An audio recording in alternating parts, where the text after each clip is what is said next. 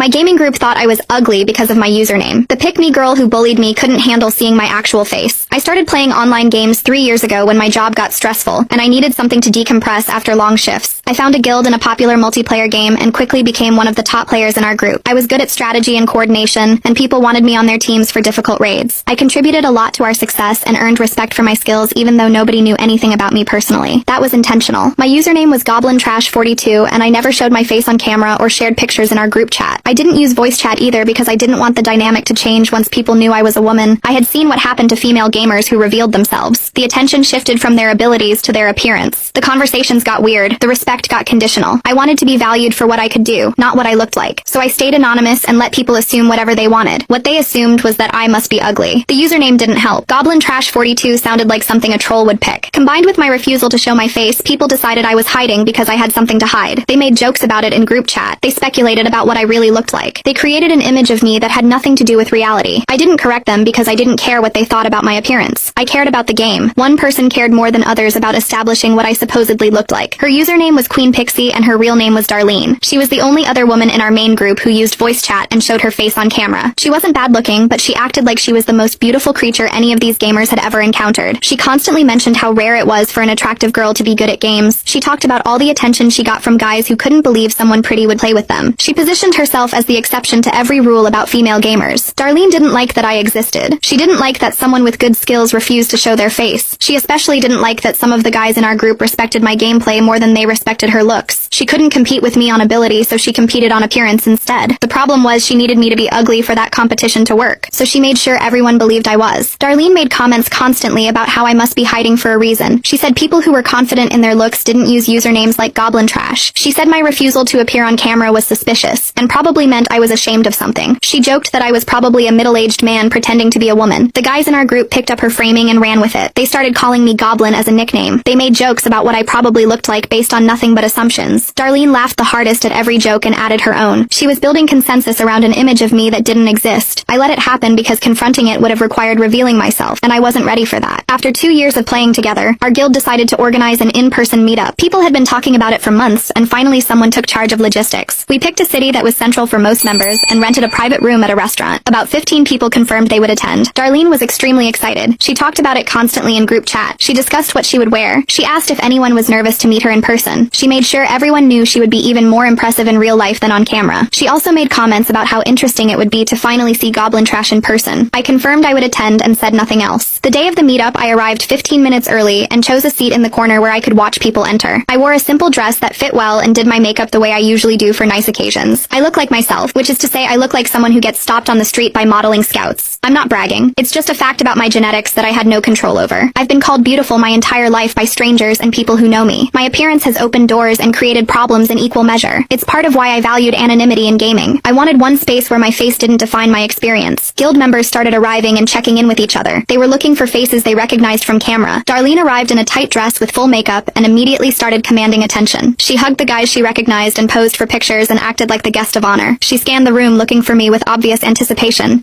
She wanted to see the ugly girl she had been mocking for 2 years. She wanted confirmation that her assumptions were correct. One of the guild leaders finally approached me because I was sitting alone and asked if I was with another party. I told him my username. He stared at me for a solid 5 seconds without speaking. Then he called out to the group that Goblin Trash was here. Everyone turned to look. I smiled and waved. The reaction was immediate and gratifying. Hashtag. The silence stretched across the restaurant's private room like someone had hit pause on reality. Everyone stared at me with complete shock as they tried to match Goblin Trash 42 with the woman sitting in front of them. Some had their mouths slightly open. A few blinked rapidly like they were trying to clear their vision. Darlene's expression froze mid-smile, her eyes going wide as she processed that the ugly girl she spent 2 years mocking actually looked like she stepped out of a fashion magazine. Her smile stayed stuck, but her eyes showed pure panic. Several guild members immediately pulled out their phones to compare my face with their mental image. I could see them scrolling through old group chat messages where they made jokes about my appearance. Lyra approached cautiously and admitted she felt terrible about some comments she made. Her face flushed with embarrassment. She couldn't make eye contact. Darlene remained frozen near the entrance, still scanning the room like she was hoping to find the real Goblin Trash somewhere else. Mateo broke the tension by asking if I was actually the person who carried him through that impossible raid last month. When I confirmed it was me, he started laughing at himself for all the goblin jokes he made. He kept saying he felt like an idiot. Other guild members slowly approached to introduce themselves properly, their behavior noticeably different now that they could see my face. They stood up straighter and made more eye contact. During dinner, I noticed the social dynamics shifting rapidly. The guys who used to call me Goblin as an insult